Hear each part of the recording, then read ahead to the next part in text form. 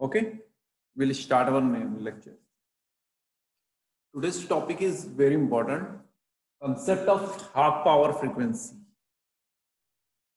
Half power frequency, or we call it as a 3 dB. 3 dB is also power. This is actually the area of generally communication. अभी आपका जो when we study next unit filters, उसके लिए भी थोड़ा सा background बनता है इससे कि what is half power frequency and or 3 dB frequency. Half power means your power is half. So this is actually in last class we have studied a resonance factor. This is your resonance factor. Resonance is taking place at omega 0 frequency and power is Emax or Pg. Okay? Power versus, if you plot power versus frequency, you will get at particular frequency,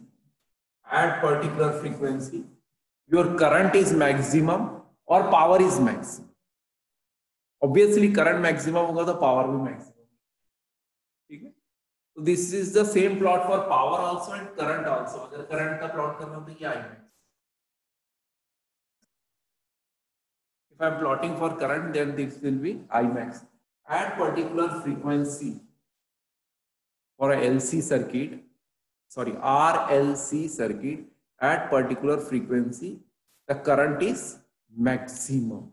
So this frequency is called as resonance frequency.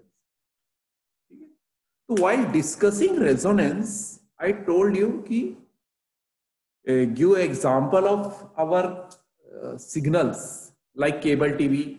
100 channels are coming in one wire, and every signal has its own frequency. Frequency with low frequency, high frequency. So at that time, I mentioned the name band. I mentioned the name band of frequency. Frequency means not only omega 0, yet only one particular frequency signal is passed. So actually, the signal is coming at some band of the frequency. So that is called as frequency band. When we study filters, so there we can see how to reject or how to pass a band of frequency. So I will make a one band. I am making a one band of frequency.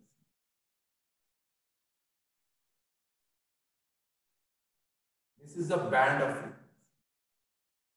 Say omega 1, omega 2. And this is called as bandwidth. Omega 2 minus.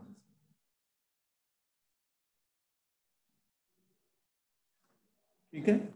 So I am making a, I am not talking about only particular frequencies, resonance frequency. So some frequency below resonance and some frequency above resonance. So there is one band of, the band of frequency is passed, right? So this band of frequency is called as band. So this point, band of frequency point, these points, end-to-end points are called as half power frequencies. A half power frequency. Half means adhi power, half power. So actually concept is there. We have already studied maximum power transfer theorem. So you have seen that the efficiency of maximum power transfer theorem is 50% or half power. Or in communication system, I'm not talking about electrical engineering. In communication system, like your mobile signal, channels, everything is in air. Signals are coming in air. Then there is an antenna at your rooftop. Your DTH antenna is there. Antenna will take the signals and through cable, signal is passed to amplifier is there and passed to television. So signals are electrical signal, high frequency signal, right? So signals have some property. Suppose one signal is transferred from Nagpur to say Mumbai. The signal which is transferred from Nagpur to Mumbai. So at the receiving end, if the signal reached has a power at least half power is transferred to the receiving end, then that signal is fruitful. Otherwise, the signal is distorted, that signal is of no use. Okay, so this sentence is very important because this point is for half power frequency. At this point, the frequency is half power. ठीक है, you can say कि कम से कम आधी power, half power. If half power is transferred to receiving end, then in electronics it's okay. Half power means आधी power आ गई means okay. Signal अच्छा है, आपको वॉइस भी अच्छी आएगी, वीडियो क्वालिटी भी मिलेगी, सब क्वालिटी मिलेगी. लेकिन अगर आपकी सिग्नल की पावर आधी पावर से कम हो गई, the signal quality is less than half power, आधी पावर से कम हो गई, then you will not get a good signal, that quality will be poor. ये जो पॉइंट है, ये जो फ्रीक्वेंसी के, ये क्या आधी पावर के पॉइंट है. यहाँ पे रेजोनेंस पावर है, फुल मैक्सिमम पावर है, यहाँ पे आधी पावर है, यहाँ आधी पावर. तो हम सिग्नल का बैंड बस ये रेंज ही देखें. इसके बाहर जो बैंड है, फ्रीक्वेंसी है, वो signal, that signal is not good. अब बात कर रहे हो, आपको आवाज में खड़खड़ाहट आएगी, नॉइस पॉल्यूशन आएगा, वीडियो क्वालिटी अच्छी नहीं दिखेगी, तो वो signal is less than half power. अब देखते हो ना, वीडियो देखते हो इंटरनेट में, तो आपको सिग्नल नहीं दिख रहा है, वीडियो क्वालिटी अच्छी नहीं आ रही, उसका पावर क्या हो गया, आधे से कम. अगर कम से कम आधा पावर आ गया सिग्नल का, तो that has a very good quality. तो इलेक्ट्रॉनिक्स इंजीनियर्स जो होते हैं, कम्युनिकेशन इंजीनियर, वो आधी पावर पे ही वर्क करते हैं. ठीक है, कोई भी सिग्नल का, अरे बस हमें आधा पावर तक के ही ध्यान देना है. ठीक है, but this is not in the case of electrical engineer. तो आधी लॉस नहीं कर सकते. इलेक्ट्रिकल इंजीनियरिंग में हमारी इफिशियंसी 80%, 90% में will not work on 50%. Sir फिर वो 144p 720p उसके वजह से फिर क्वालिटी भी तो बढ़ती ना सर, उसका कैसे रहता फिर? क्या बोले? I am not getting. Sir वो वीडियो देखते वक्त 144p 240p रहता, फिर उसके वजह से वीडियो की क्वालिटी भी बढ़ती, फिर उसमें कैसा रहता सर? ऑनलाइन में देखते ना तब हम. हाँ, वो तो एक्चुअली सिग्नल स्ट्रेंथ के लिए हम एम्पलीफायर वगैरह लगाते हैं, क्वालिटी इंप्रूव करने के लिए. बट जो बेसिक्स हम लोग, I am talking about very basic things. ये आज का जो एरा है, इसमें तो बहुत एडवांस में चले गए हम. But basic of electronic signals जो होता है, कोई सिग्नल अगर एक वन प्लेस से अदर प्लेस पहुंचा रहे हैं हम, तो उसकी कम से कम आधी पावर चली गई, means that we can say that signal is okay. अगर हाफ पावर भी नहीं गया, तो we can say that signal is distorted, वो सिग्नल हमारे काम में नहीं आए. अगर आधी पावर पहुंच गई सिग्नल की, कोई सिग्नल वॉइस सिग्नल हो गया, वीडियो सिग्नल हो गया, क्योंकि ये रेडियो फ्रीक्वेंसी वेव रहता है, इलेक्ट्रोमैग्नेटिक वेव फॉर्म में जाती है, फिर रिसीवर उसको वेव को ब्रेक करके सिग्नल बनाता है, वॉइस सिग्नल या ऑडियो सिग्नल. पहले तो वो इलेक्ट्रोमैग्नेटिक वेव फॉर्म में जाती है. जो इलेक्ट्रिकल सिग्नल है, इलेक्ट्रिकल पावर जो है, वो कम से कम आधी पावर तो आना चाहिए. That is the concept of half power frequency, right. तो कम से कम हाफ पावर अगर चला गया, तो वो हमारी सिग्नल इज गुड. तो इलेक्ट्रॉनिक्स इंजीनियर पूरा हाफ पावर पे ही काम करते हैं. ये जो रेंज ऑफ फ्रीक्वेंसी है, वो हाफ पावर फ्रीक्वेंसी है, उसको हम बैंडविड्थ बोलते हैं. हाँ सर, पर उसमें मुझे लगा सर थोड़ा इसी. ठीक है. बट नाउअडेज हम लोग बहुत एडवांस हो गए, ये तो हम बेसिक लेवल की बात कर रहे हैं. But basic of communication system starts from here only. Nowadays तो एडवांसमेंट बहुत हो गया. आज का एरा इलेक्ट्रॉनिक्स का era, electronics and computer era is touching sky. हम बहुत आगे निकल गए.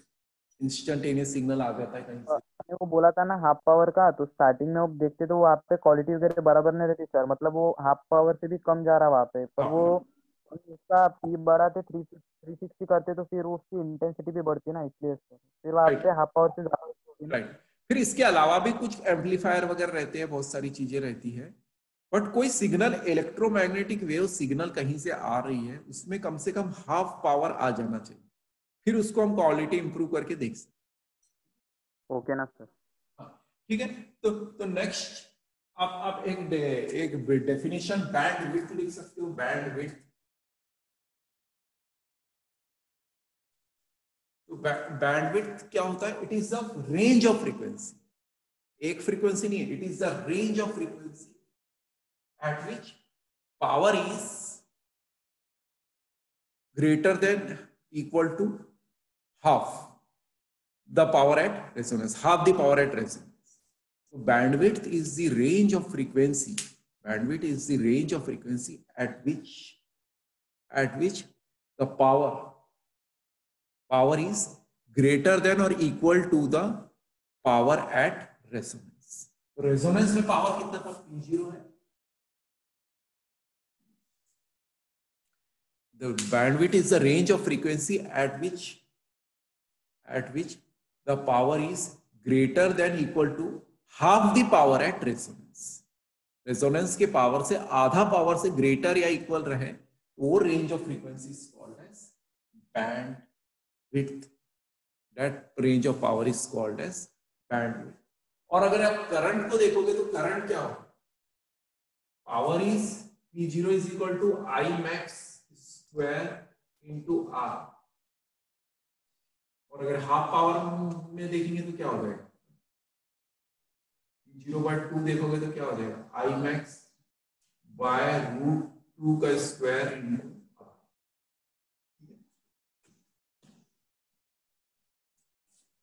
हाफ पावर, तो ये current is I max by current is I by √2। तो बैंडविड्थ की डेफिनेशन एक और भी हो सकती है। It is the range of frequency, it is the range of the frequency at which the current is greater than equal to √2 times the current at resonance. √2 times the current at resonance. तो आप लिख सकते हो bandwidth is the range of frequency at which the current is greater than equal to √2 times the current at resonance। Current हमेशा √2 से greater रहेगा, greater than equal to के range of current में, तो that frequency is called as bandwidth. ठीक है, ये bandwidth का कंसेप्ट आपको पता रहना चाहिए, अदरवाइज आप कभी न्यूमेरिकल वगैरह सॉल्व करोगे तो बेसिक कंसेप्ट है। Whenever you study numerical subject, clear your concept very clearly. Concept में confusion है, you cannot solve numericals. Your concept should be crystal clear, बिल्कुल clear होना चाहिए, right? तो ये हो गया आपका बैंडविड्थ। बैंडविड्थ की डेफिनेशन आ गई। 3 dB पावर क्यों बोलते हैं ये आपने पढ़ा होगा। गेन इज गिवन बाय, अगर इलेक्ट्रॉनिक्स सब्जेक्ट में जनरली पढ़ाते हैं, gain is given by 10 log of gain is nothing but power, gain in dB. तो अब पावर को उसमें करोगे, निकालोगे, करंट गेन के को लेके अगर निकालोगे आई स्क्वायर मैक्स को, तो आपको 3 dB आंसर आ जाएगा। 20 log ऑफ वो अगर आप 1/2 करोगे ना, हाफ करोगे ना, तो 3 dB आ जाएगा। 3 dB ये लैंग्वेज ऑफ इलेक्ट्रॉनिक्स है, ये गेन की यूनिट, ठीक है, वो लॉग लेके निकलता है। आप you can see it, so 20 log of gain is gives you in dB। ठीक है, तो इसको हम 3 dB फ्रीक्वेंसी भी बोलते हैं। ठीक है, कभी ऑब्जेक्टिव क्वेश्चन आ गया तो आप फंसना नहीं, 3 dB फ्रीक्वेंसी। नाउ थोड़ा सा एक इंपॉर्टेंट डेरिवेशन चाहते थे हम करना कि ω1 एंड ω2 की वैल्यू क्या है। आपका सर्किट आरएलसी है, हम रेजोनेंस सर्किट ही आरएलसी सर्किट है, आरएलसी सर्किट है, you have R L and C. हमने ω0 ऑलरेडी फाइंड कर लिया, ω0 is 1/LC। Now we are interested in finding omega 1 and omega 2.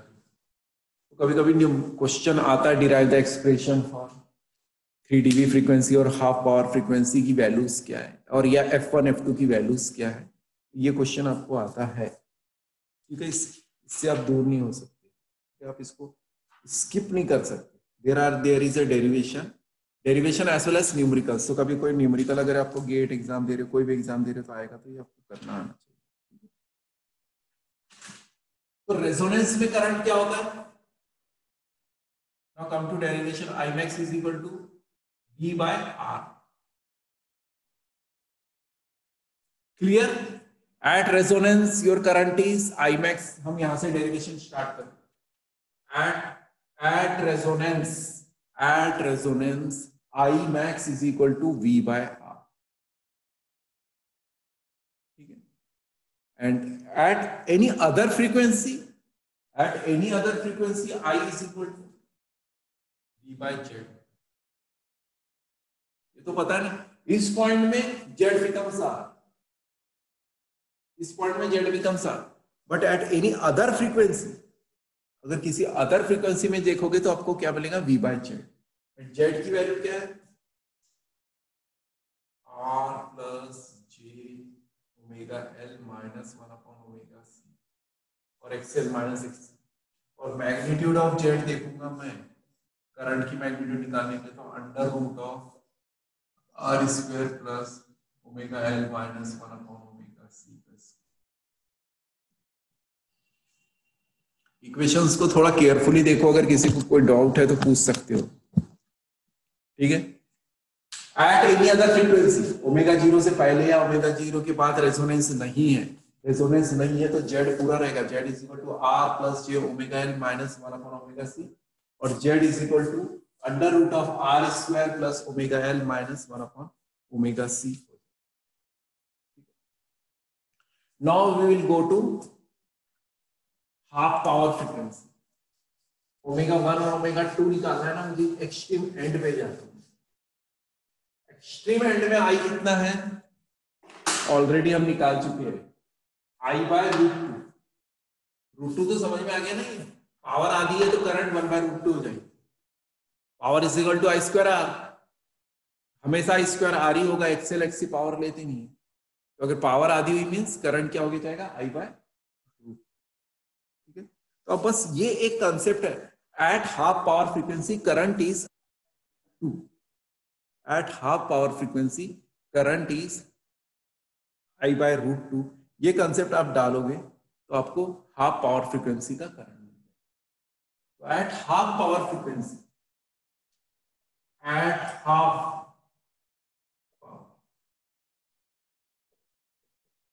Power frequency आपका करंट क्या है?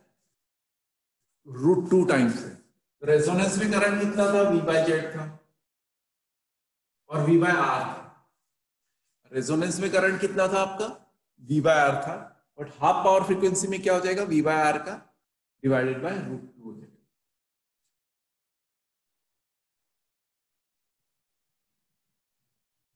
ये समझ में आएगा current. At half power frequency your current is V by R by root 2.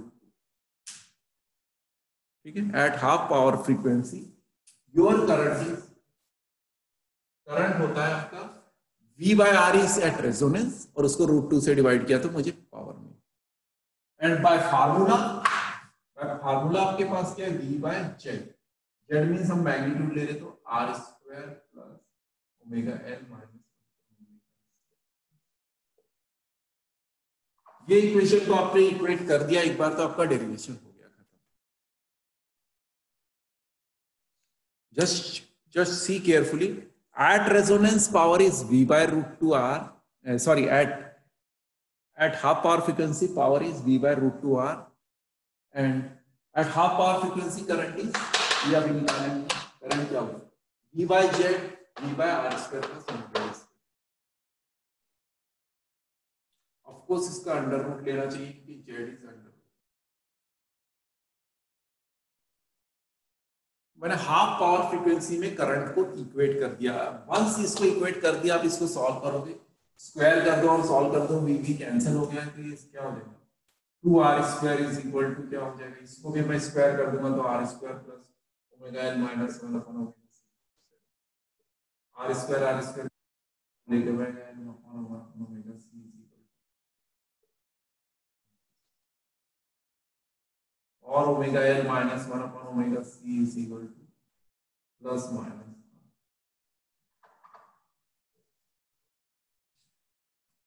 ठीक है। ये इक्वेशन को सॉल्व करोगे तो आपको ओमेगा 1 एंड ओमेगा 2 की वैल्यू मिल जाएगी।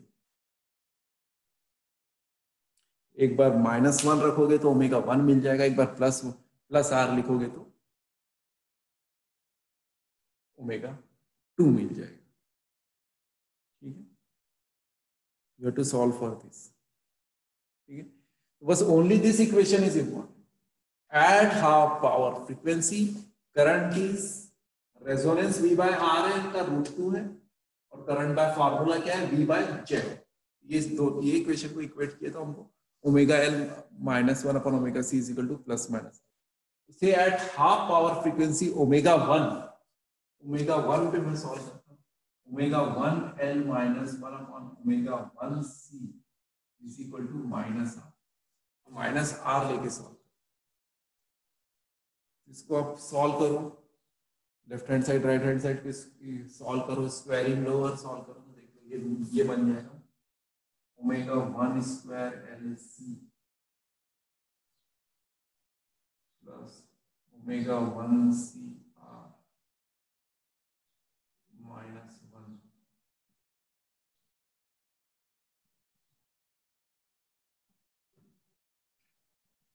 Is equal to 0।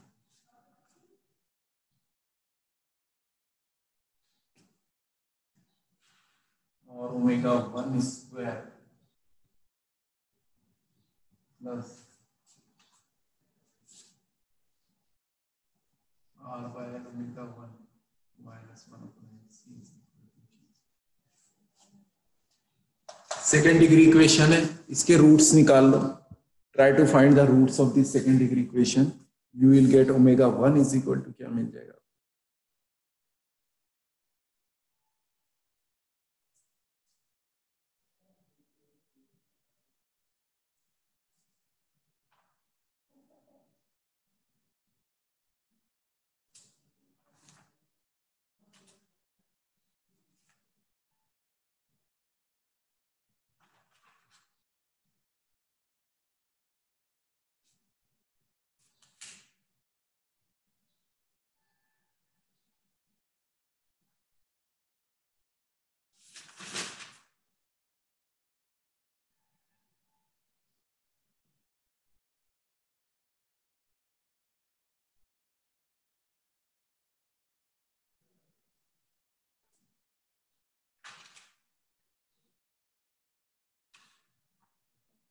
Just see और उसको ओमेगा 1 को फाइंड करो, ओमेगा 1 ओमेगा 2 आ जाएगा तो हमारा बैंडविड्थ भी आ जाएगा।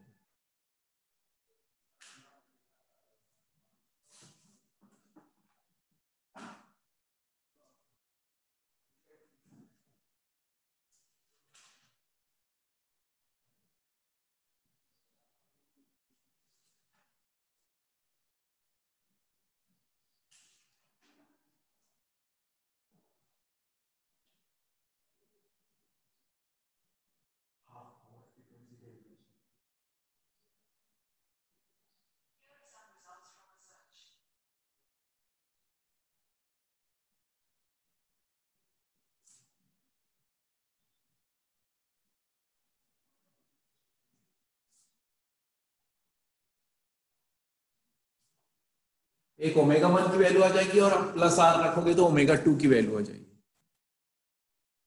वो दोनों को आंसर आप रख दोगे तो फाइनल आंसर है।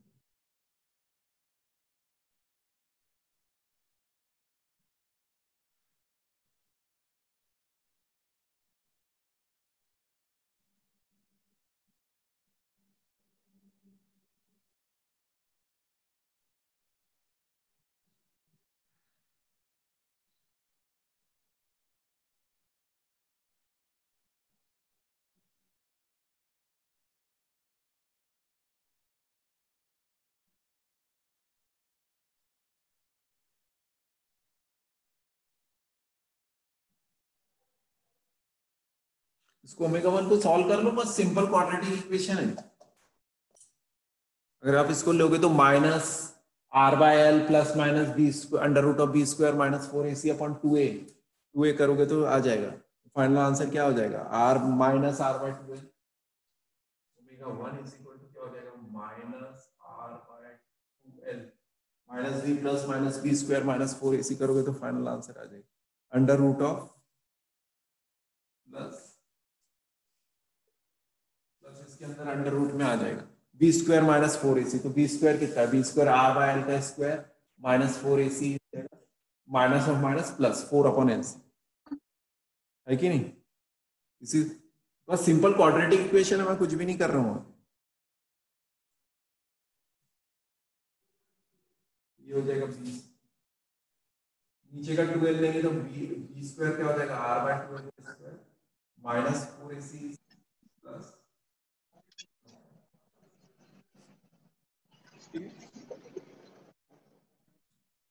4 कैंसिल क्यों हो गया, नीचे का 2l था वो 2l जाएगा, ये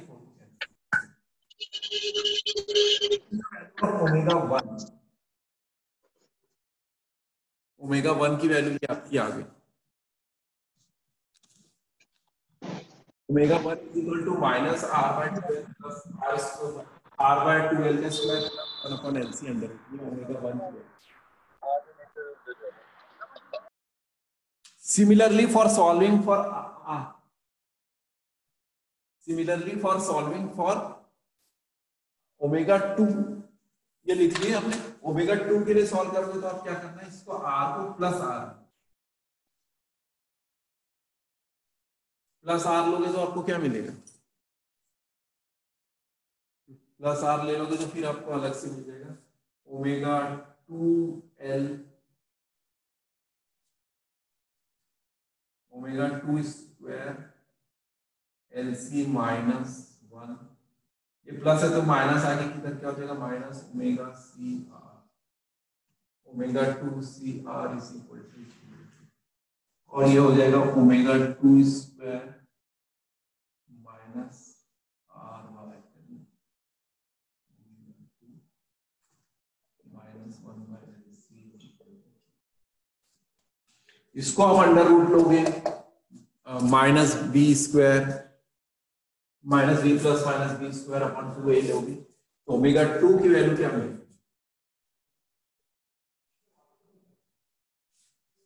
ये अभी पार्ट आपका माइनस होगा, पहले प्लस था, ये माइनस का हो जाएगा plus R by 2l plus B square क्या हो जाएगा आर बाय 2l माइनस ये हो जाएगा आपका ओमेगा 2।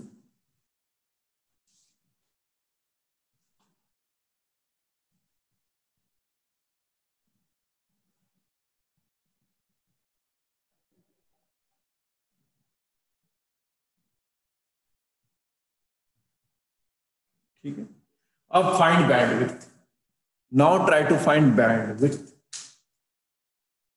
ये ओमेगा 1 एंड ओमेगा 2 के फार्मूले इंपॉर्टेंट है, माइनस आर बाय 2l और ये प्लस आर बाय 2l। अगर बैंडविड्थ फाइंड करूंगा मैं, बैंडविड्थ इज इक्वल टू क्या हो जाएगा, ओमेगा 2 माइनस ओमेगा 1, ये कैंसिल हो गया, ये दिस माइनस दिस क्या हो जाएगा आर बाय 2l माइनस और माइनस प्लस, बैंडविड्थ आपको मिल गया R by L. This is very important bandwidth, bandwidth सबको समझ में आना चाहिए, bandwidth is omega 2 minus omega 1 R by 2l plus R by 2l R. ये देख लो, ये ओमेगा 2 है, this is omega 2 and this is omega 1, omega 2 minus omega 1 gives you bandwidth. Of course bandwidth इन ये रेडियन पर सेकंड है, in frequency देखोगे तो क्या हो जाएगा R by L under root of 2 pi.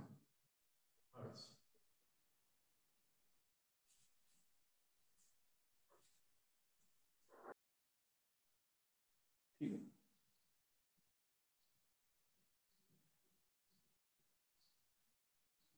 Band. अब बैंड विड्थ के बाद क्या आता है आपका, आता है कुछ मैंने डेफिनेशंस आपको समझाई। One definition is quality factor. Quality factor, many times in exam quality factor is also. आपको एक न्यूमेरिकल सॉल्व करेंगे तो आपको बैंडविड्थ निकालना पड़ेगा, ओमेगा 1 निकालना पड़ेगा, ओमेगा 2 निकालना पड़ेगा, फिर क्या निकालनी पड़ेगी आपको, क्वालिटी फैक्टर निकालनी पड़ेगी।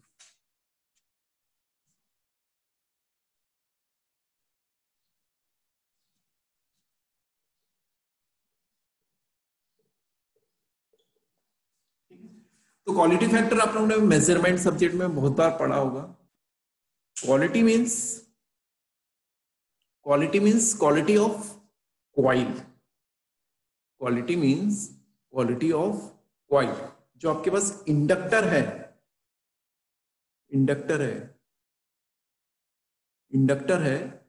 इंडक्टर का रेजिस्टेंस अगर जीरो है तो it has infinite quality. Inductor में लॉसेस नहीं हो रहे। आप लोगों ने ब्रिजेस में निकाले होंगे क्वालिटी फैक्टर व्हीटस्टोन ब्रिज, इतने सारे ब्रिजेस पढ़ते हो ना मेजरमेंट में, उसमें क्वालिटी फैक्टर हम निकालते हैं। Quality factor is decide the quality of inductor. तो कोई कॉइल है तो कॉइल की quality is defined by its resistance. अगर रेजिस्टेंस जीरो है तो क्वालिटी इज वेरी गुड। इसको क्वालिटी फैक्टर की सिंपल होता है ओमेगा 0 L बाय R। एक तो सिंपल इसका फॉर्मूला आप हमेशा याद रखो, ओमेगा 0 L बाय R। इसको निकालने के लिए आपके पास बहुत सारे फॉर्मूले हैं। ओमेगा 0 बाय बैंडविड्थ भी किए तो आपको क्वालिटी फैक्टर मिल जाएगा। Q0 is equal to omega 0 by bandwidth. Bandwidth क्या होता है, R by L का unit. This is also one formula. And another formula is of quality factor is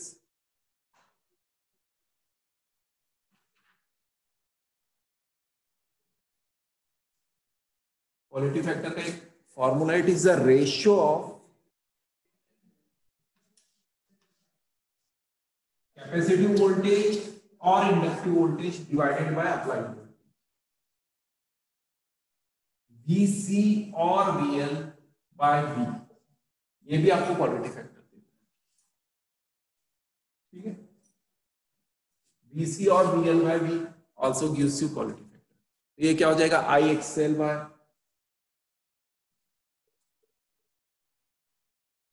XL by R भी देता है क्वालिटी फैक्टर, और XC by R भी quality.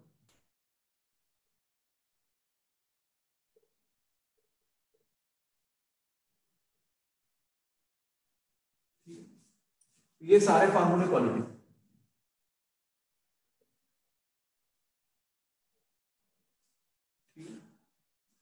All formula are of quality factor. Quality factor is equal to omega 0 by bandwidth भी लिख सकते हैं, omega 0 L bye लिख सकते हैं, 1 अपॉन ओमेगा 0 XC भी लिख सकते हैं। all these formulas are of quality factor. This is very important. कहीं ना कहीं आप कोई अगर ऑब्जेक्टिव एक क्वेश्चंस की एग्जाम दे रहे हो तो ये सब फार्मूले कहीं ना कहीं लिंक होते ही है, चला सकता है। तो quality factor is very important. Quality factor, bandwidth, हमने ओमेगा 1 डिराइव किया, ओमेगा 2 डिराइव किया, बैंडविड्थ डिराइव किया, क्वालिटी फैक्टर। और एक रिलेशन और आता है ओमेगा 1। स्क्रीन में देखिए ना आपने, ये ओमेगा 0 है, ये ओमेगा 1 है, ये ओमेगा 1 है, और ये ओमेगा 2।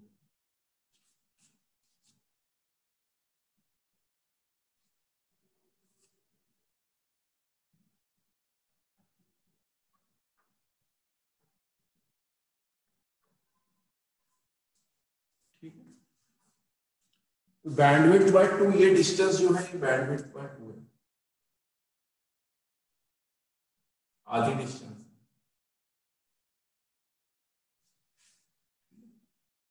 तो omega 0 plus minus half bandwidth दोगे तो भी आपको ओमेगा 1 ओमेगा 2 मिल जाएगा। अगर बैंडविड्थ पता है तो आपको ओमेगा 1 ओमेगा 2 मिल जाएगा। अगर ओमेगा 0 पता है तो भी आपको ये समझ, ठीक है। एक डेरिवेशन में आप लोगों को होमवर्क दे देता हूं। Show that omega 0 square is equal to omega 1 omega 2, ठीक है। ओमेगा 1 ओमेगा 2 को आप मल्टीप्लाई करो तो आपको फाइनल आंसर मिलेगा omega 0 square. If you multiply omega 1 into omega 2, you will get omega 0 square. Or you can say f0 is equal to under root of f1 f2. Omega 0 is equal to under root of omega 1 omega 2. So today's class is somewhat बहुत ज्यादा mathematical हो गया, but वो खत्म भी हो गया। सारे फार्मूले डेरिवेशन सब खत्म भी हो गए। बस इसको आपको एक बार एक न्यूमेरिकल सॉल्व करके हमको देखना पड़ेगा। Omega 0 square is equal to omega 1 omega 2 और f0 is equal to under root f1 f2, omega 0 is equal to under root of omega. Omega 1 का फार्मूला आपके पास था, ओमेगा 0 का फार्मूला था, उसको मल्टीप्लाई करोगे तो आपको फाइनली ओमेगा 0 स्क्वायर मिलेगा। एनीबॉडी हैविंग एनी डाउट और क्यूरी सो पूछ सकते हैं। That's all from today. Okay, I will share this lecture. Okay, I will share. किसी को कोई क्वेश्चन है, डाउट्स है तो